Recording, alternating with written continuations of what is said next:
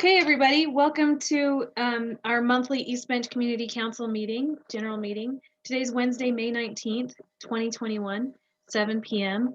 Our meeting address is always on our website, which is www.eastbenchslc.org. You can find the meeting link there. And we have a lot of links to a lot of our documents.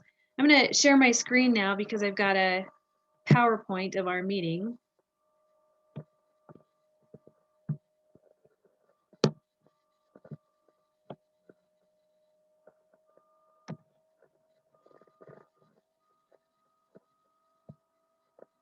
So there it is. Welcome to it. Since I record them, I put in the minutes, I usually put a link to the recording on YouTube. There we go. Welcome to the meeting. I'm going to introduce the board members in attendance, and we have, some new board members. So this will be fun. First time for some of us. My name's Amy Burrows. I'm the chair of the East Bench Community Council. Anthony is on the phone. He's the first vice chair of the East Bench Community Council. Mark, I might be on the phone. Might be. I'm right here, Amy. Okay, Mark's here. There he is in video in his beautiful home. He's the second vice chair. Katie is our secretary, but she's not able to come tonight. Diane Rivera is the treasurer, but I think she's serving as secretary doing minutes for today.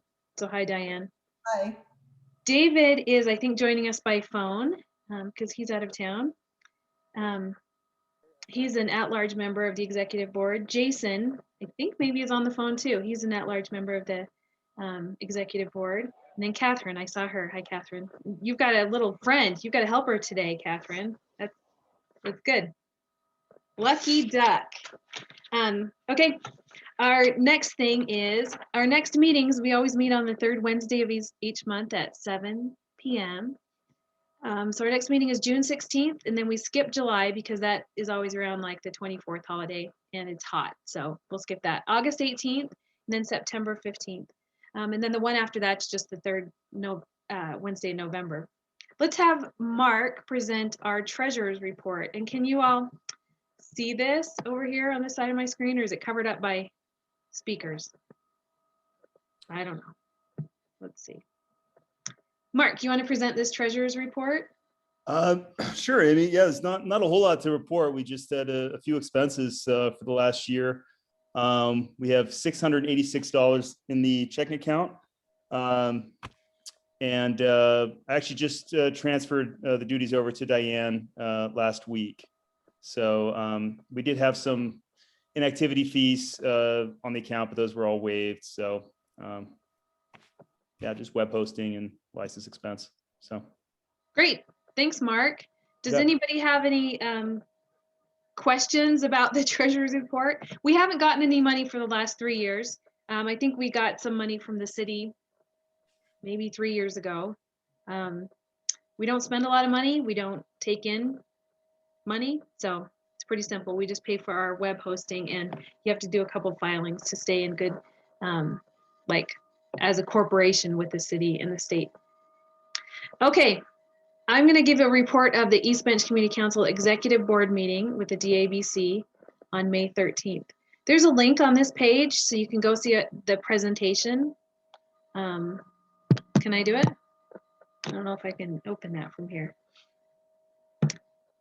It's on that presentation. It's called DABC Timeline, and it's on our website if you want to bring it up. There's also a link to it on the agenda. Four of us from the executive board went to the DABC warehouse on 9th West on May 13th, and we met with the director of the DABC and the deputy director and someone from DCFM. That's what I think the group is called. That's the organization at the state that actually builds and owns all the state buildings. Like the DABC doesn't really own their own buildings. The state agency constructs them and then maintains them and owns them.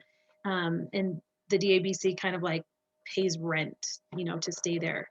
The person in charge of building our new Foothill liquor store was there.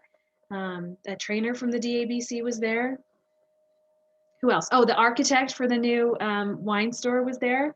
And we told them, you can look at my presentation, the DABC timeline.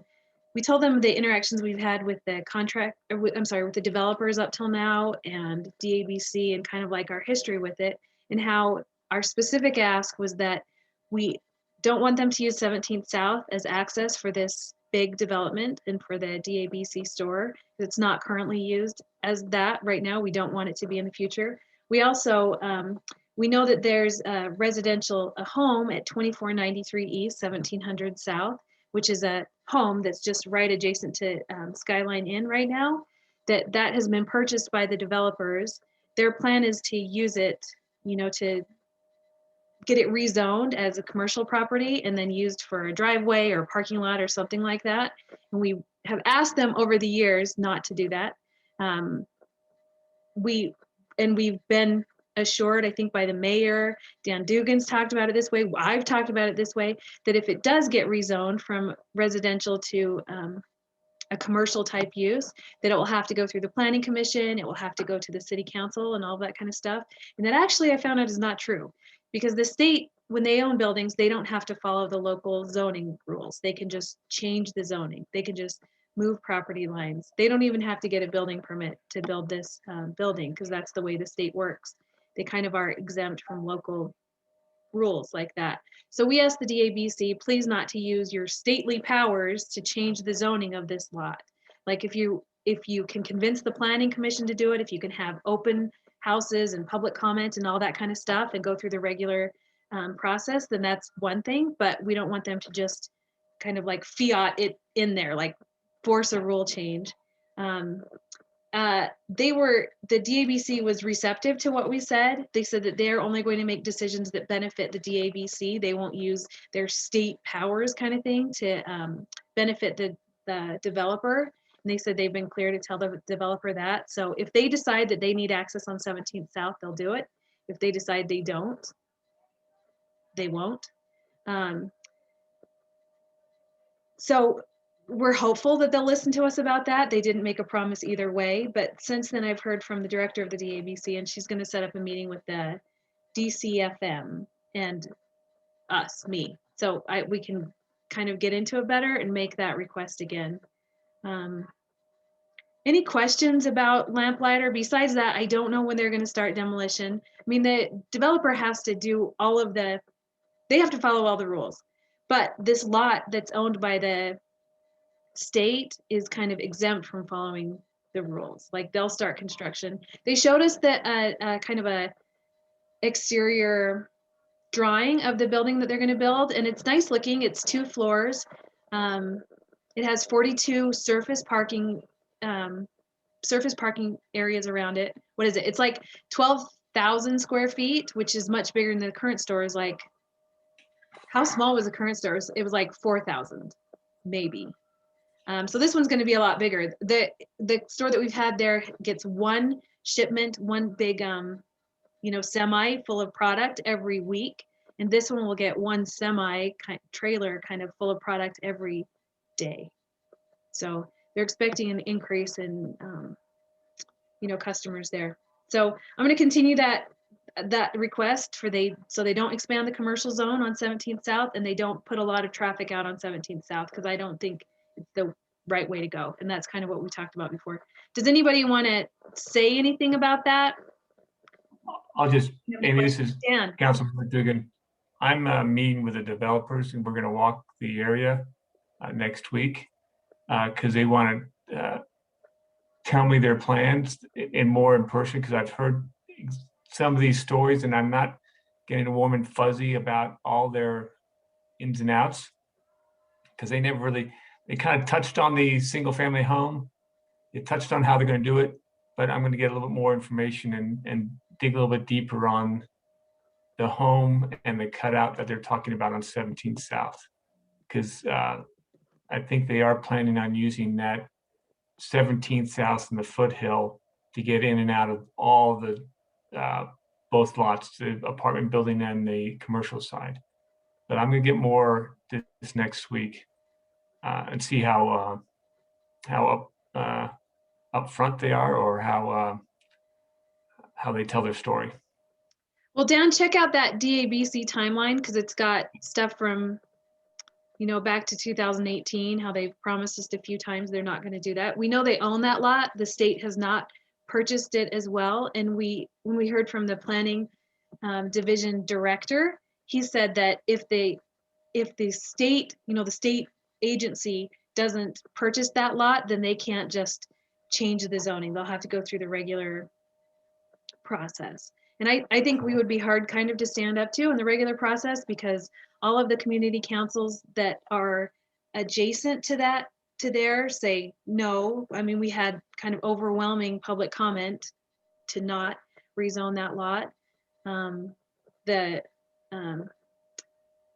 Our master plan that goes directly against the master plan for our area, which is already an approved kind of like plan. So I'm hopeful, but not naive, but we'll see. We'll keep asking them and telling them, hopefully the state won't decide to go in on that property, and then they won't be able to do it without us having a say. So Dan, check out that document. I can send it to you separately too if you don't see it on our website. Okay, please do. Thank you. Thanks, I will do that. Okay, next, let's hear from the Salt Lake City Police. I'm gonna go back to, that's Detective Meinzer. I'm gonna go back to sharing my screen because I did a quick,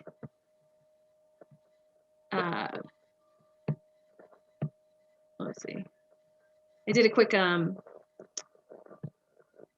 real quick, there you go, Detective Meinzer.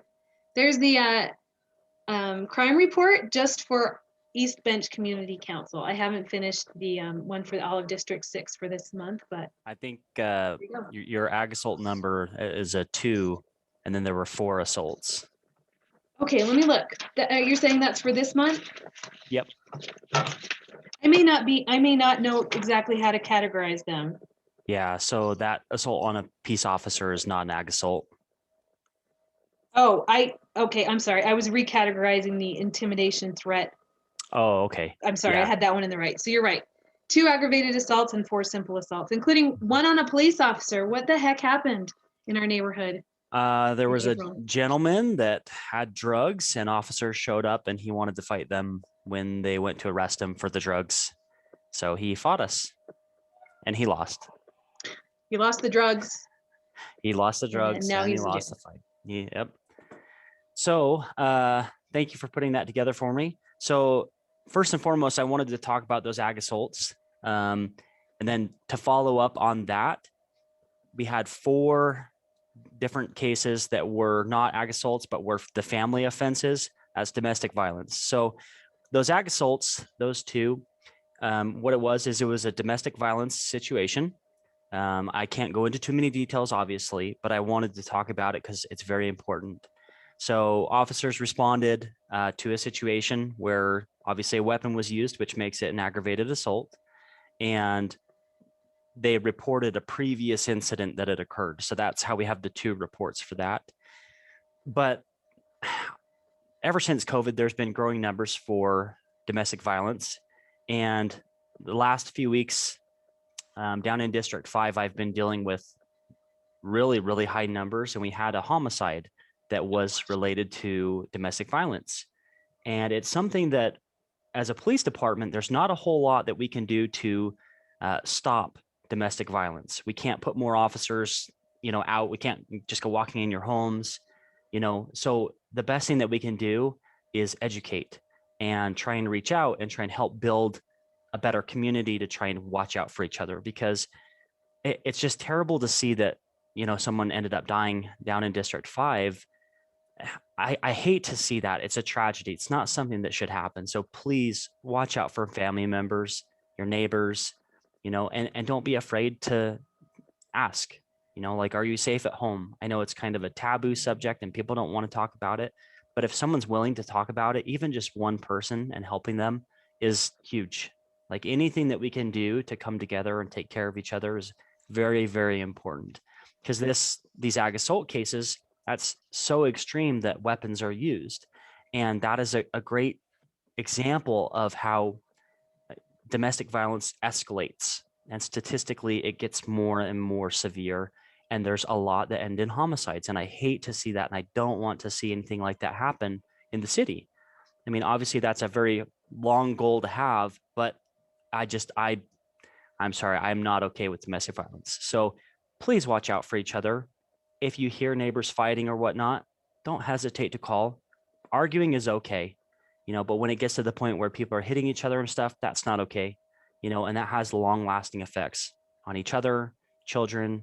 It's something that we need to try and help each other out with. I don't want to normalize it in any way because it's a very serious thing. So back to the stats. So I provided last year's stats as well, because that was something that was mentioned previously, is if we could make sure to compare to the year previous. So April 2020, luckily, no ag assaults. We had 3 assaults, and of those assaults, one was kind of a threats. So like intimidation, sort of. Another one was a physical assault. And then there was one, as I mentioned, there was an assault on an officer. So the next thing that we have down is our burglaries. So we did have 3 in the month of April. March, we had 2. If we look at 2020, we had 4. So keep your eyes out. There are people that are coming through the neighborhoods, trying to do car prowls, burglaries. So of those burglaries, I did want to mention, so there was, there was one that was a non-residence. So it was like a shed. Then there was another that was like a garage. And then there was another one that was a residence and it was unlocked. There was no force used. So try to make a habit to make sure that you're locking your doors when you leave to go to work in the morning, or if you go to the store. Same thing with your vehicles. So we did have those 2 car prowls. I think that you have them listed here. Oh, one. Did we only have one? I think in Oh. April. I think April we had 2. April we had, oh my gosh. Yep. So I need to April do we a had better 2. job. Sorry, It's guys. okay. It's Sorry, okay. guys. So keep an eye out. If you see folks in the neighborhood that are looking in cars, things like that, kind of going up to front doors of houses and leaving, and they're not knocking and talking to people at the residence, that's behavior that I would recommend that you call into us. Right now, obviously, sometimes it takes a while for us to get out if it's a lower priority call, but please always call. Don't just let it slide by, because it's very important that we do get that data, because it kind of helps us see the problem as a whole and try and do what we can to respond to those areas and those hot spots. So those are kind of the numbers that kind of popped out to me that I wanted to discuss, and I'm happy to take questions if anyone has any about those, or any concerns or something you guys would like to see me work on for your community.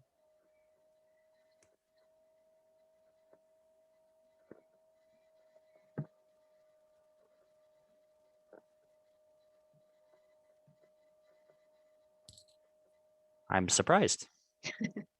Well, you're doing a good job. If you could get someone to be more,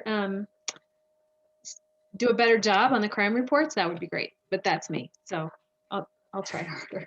Thank you. Thank you for the report. Were any of the burglaries solved? I can pull them up and tell you if we had arrests on them. Yeah, let me pull them up real fast.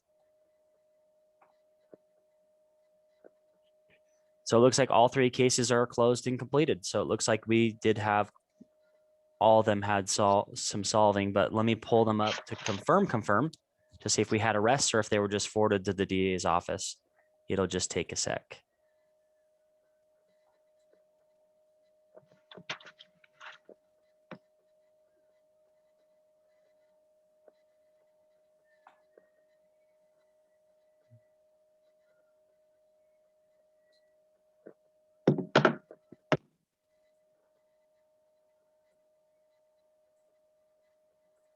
Jamie, you're up next. So get your story all straight.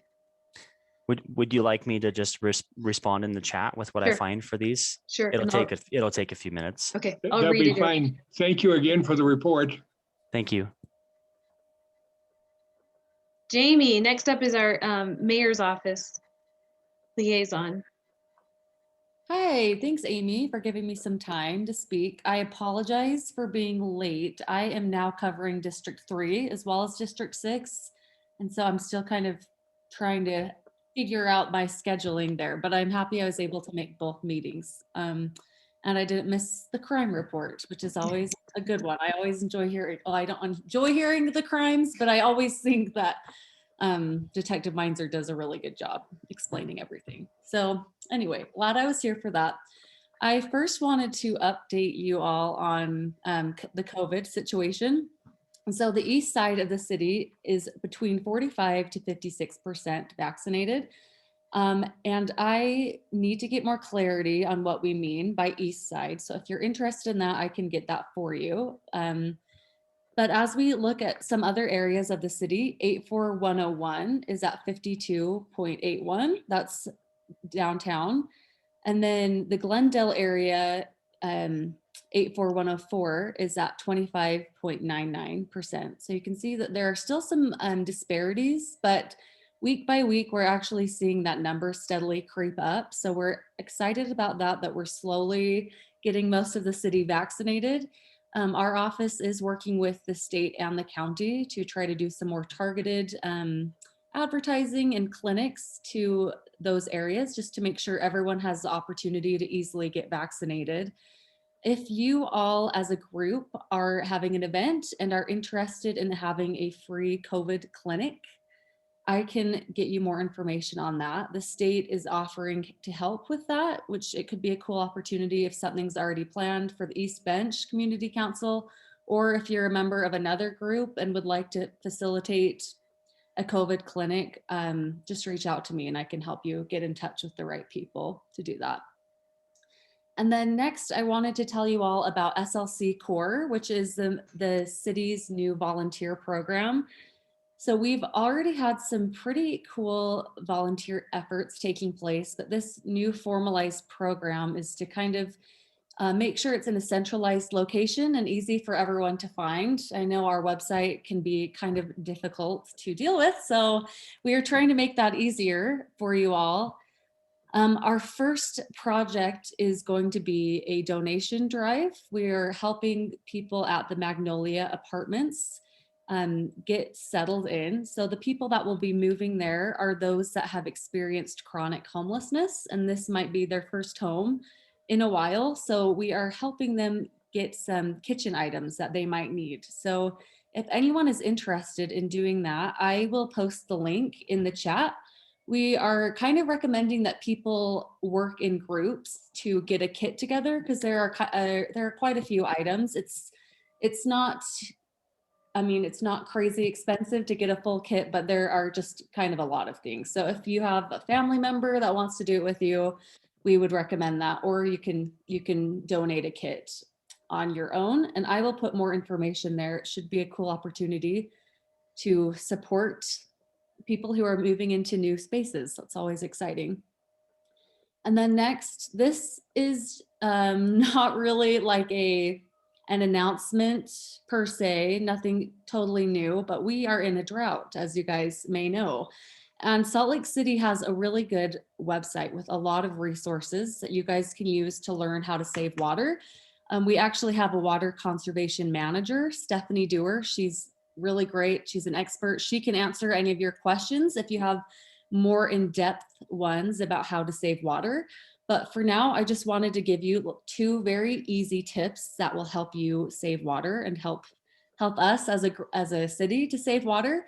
So the first one is for indoor water use. If every one of us save 7 gallons every day, we together will save 157 million gallons this year.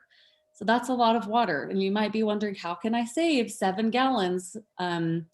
And Stephanie's put together a little list on our website. But one thing that you can do is turn off the water while you're brushing teeth, shaving, washing dishes. The tap running for just a minute uses 3 gallons of water, which is more than I thought. It's kind of crazy.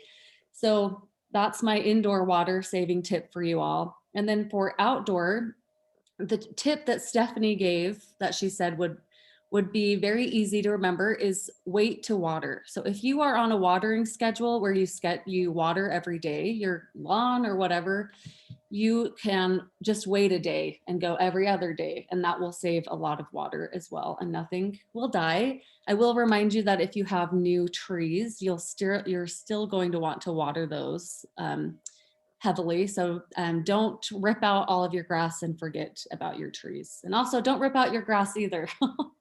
I can tell you more about that at a later time, but yeah, I'm going on a tangent. But anyway, those are two things that you can do to save water. And then finally, the mayor announced her proposed budget a couple of weeks ago. I'm sure many of you have been able to read about it, but for those of you that haven't, I would recommend watching her budget proposal video. And it's pretty well produced, in my opinion. It features the mayor talking, it features cool drone shots of the city, it features other staffers. So it's about 25 minutes long, but there were a lot of things to get excited about in that video. And some of the things that the mayor is proposing are to hire additional social workers for the police department, so we can ensure that we can get closer to having social workers to help respond to emergency calls. Also, a peer court program, which would offer an alternative way for youth to be held accountable for actions outside of the criminal justice system. And both of those were recommendations from the city's Racial Equity in Policing Commission. So those are some exciting steps in a good direction. And then there is a proposed community reinvestment bond, which is at no additional cost to you all, the residents. We are actually coming up on a different bond. We are finishing with that. And so the mayor's proposing to use this bond for other items. And so we are hoping to use it for $50 million of new capital projects that have been requested by residents and have been waiting for funding. So we're hoping to do that, some basic infrastructure type of things. Then we are hoping to use some money to convert the Raging Waters Park on the west side of the city into a regional park on the scale of Liberty or Sugar House Park, which should be cool. We're also hoping to shore up historic buildings in the city so they can be reused. So the buildings at Allen Park, Warm Springs Park, in Marmalade, and also the Fisher Mansion. And in addition to that, I was excited to hear that they are hoping to use the funds to do an artist in residency program at Allen Park, which I think is a really cool idea and cool use for some of those structures. Then we are hoping to create some quiet safety zones on the west side of the city to quiet the train horns on that side of the city to lessen the noise pollution. And then also to finalize the next phase of our Foothill Trails plan. So lots of cool stuff, and I only was just scratching the surface. So I would really encourage you all to watch the video from the mayor. And those are all the updates that I have. I'll put links to everything in the chat, and I will also send them to Amy. But thanks for letting me have some time. Does anyone have questions for me?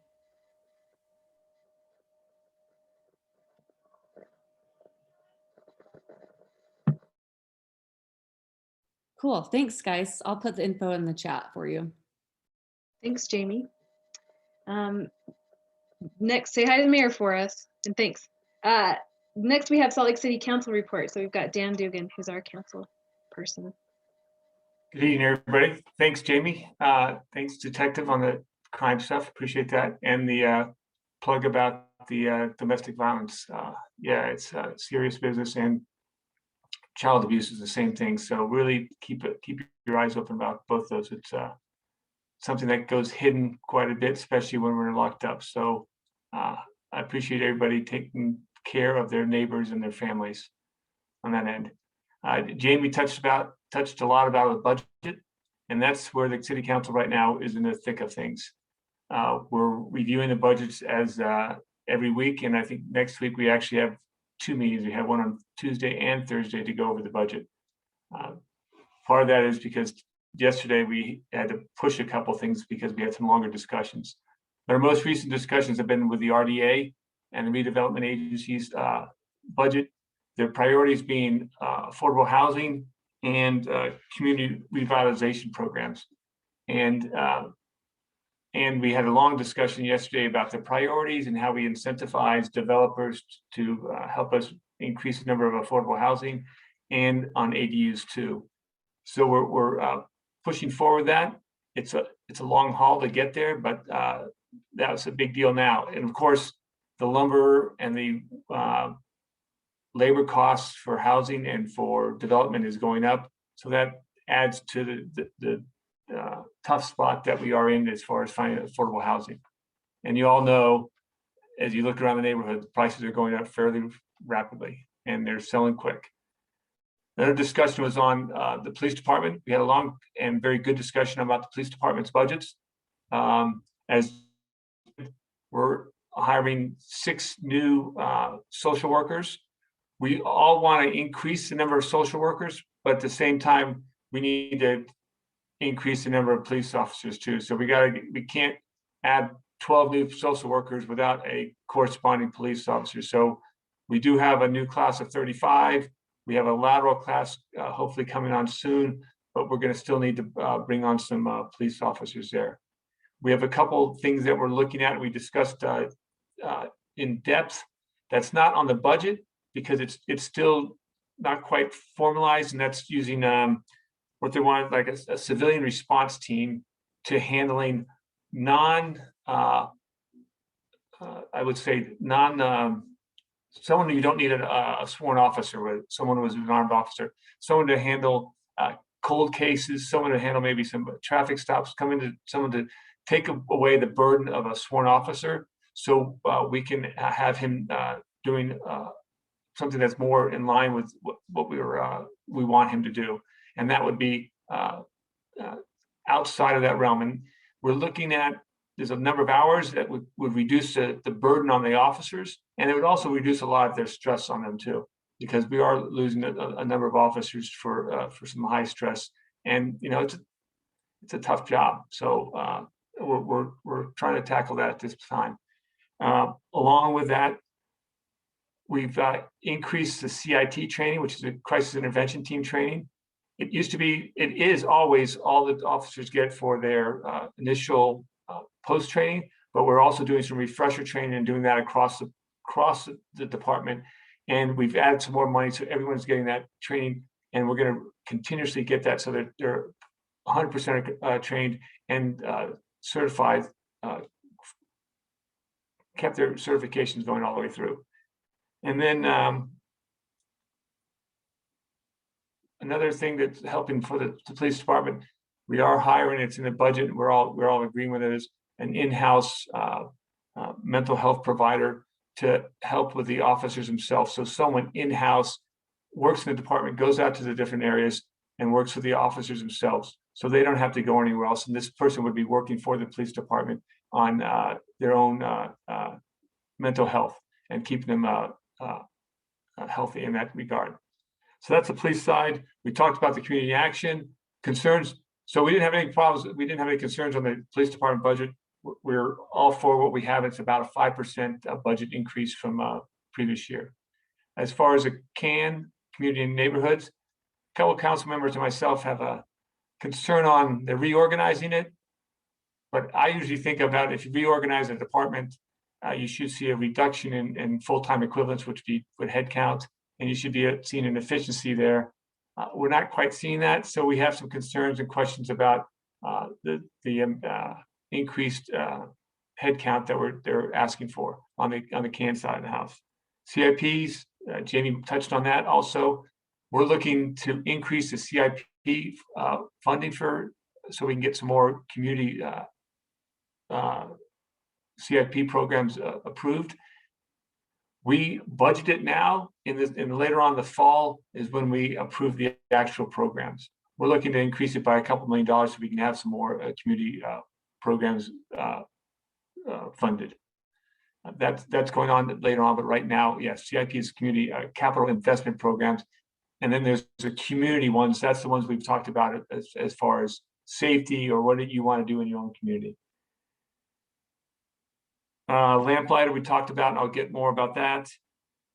And next week, I'm also meeting with the attorneys on the city attorneys on the immigration Donner apartment complex concerns we have. And then Research Park, I'm also meeting with Research Park next week to touch base with their next step in presenting the Research Park plan. That's it right now. The big issue is the budget, and we'll be talking about the budget every week. Dan, there was Ivory Homes did a big request to rezone where the LDS seminary building is in Research Park to put in 536 units. Have you seen that? Or Ellen sent that out. Jamie's nodding her head like she knows about it. That's a lot, but I mean, maybe on the scale of how big the U is. So say that one more time. Jamie, do you know about it? Do you want I probably know as much as you do, Amy, but it looks like they are trying to use the LDS Institute building that's right there as housing. on South Campus Makes- Drive?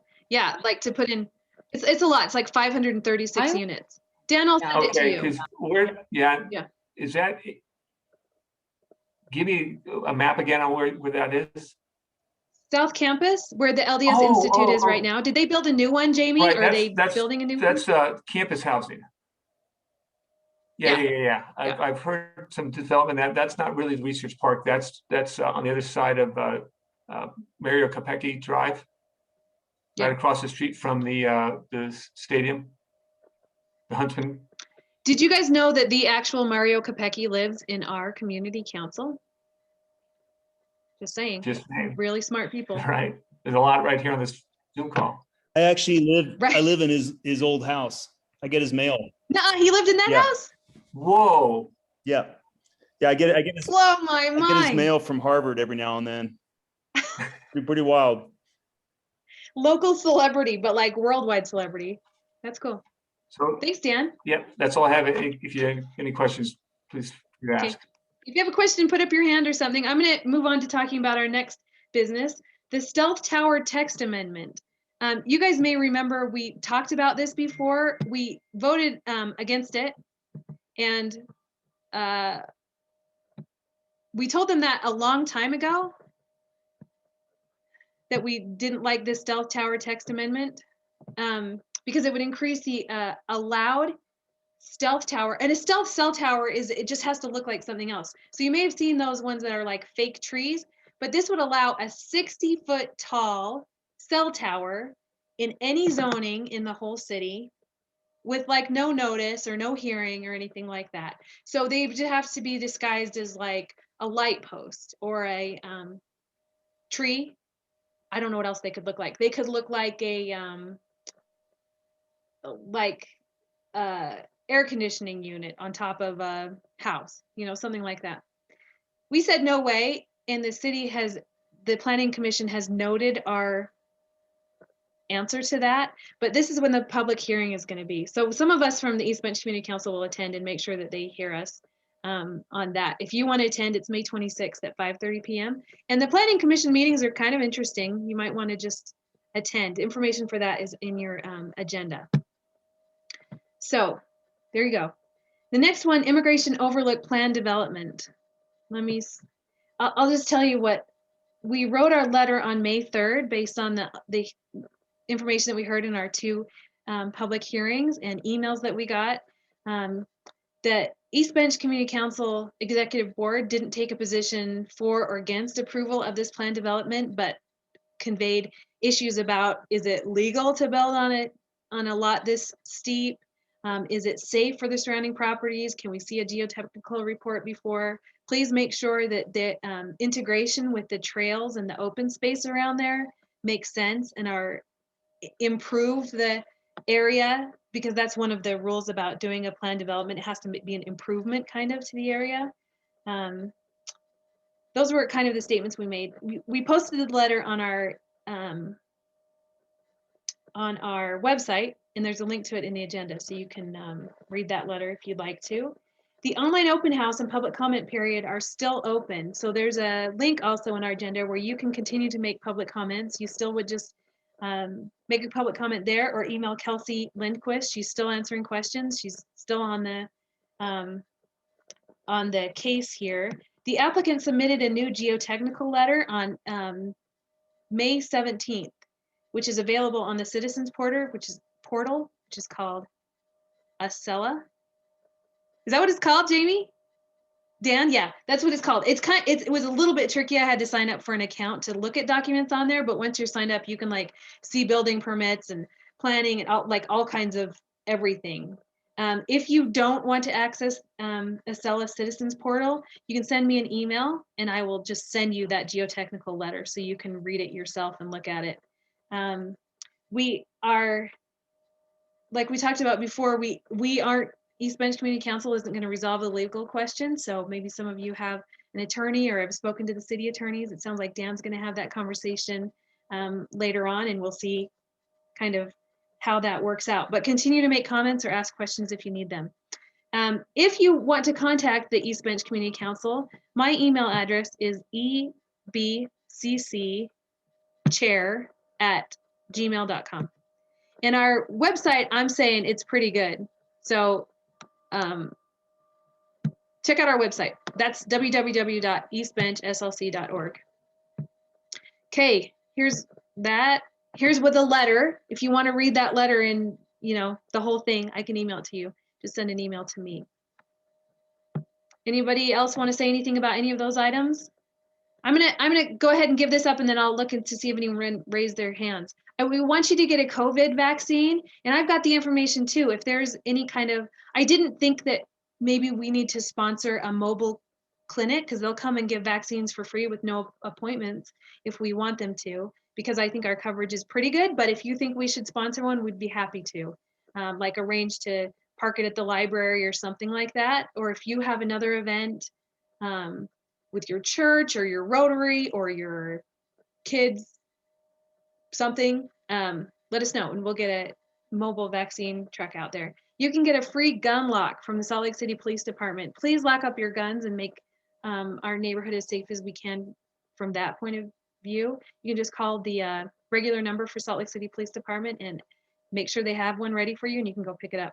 Reimagine Nature is still doing their survey number 2 to talk about how our public lands are going to be used, which is like our parks, our open spaces, that kind of stuff. So you can go to reimaginenatureslc.com and give them your own idea. There's also a survey being done on the Seven Fountains water feature, which is in Liberty Park. If you kind of remember it, it was a water fountain that had running water, but that's not the future of it. It will be something else. So you can go look that up, the Seven Fountains survey in the city, and you can vote on that. Fix the bricks. I don't want your houses to fall on you in an earthquake, and they will, unless your house is retrofitted or a new construction. So go to this Fix the Bricks. You can just Google Salt Lake City Fix the Bricks, and there's money available to help you pay for fixing your house so that it will continue to stand up in an earthquake.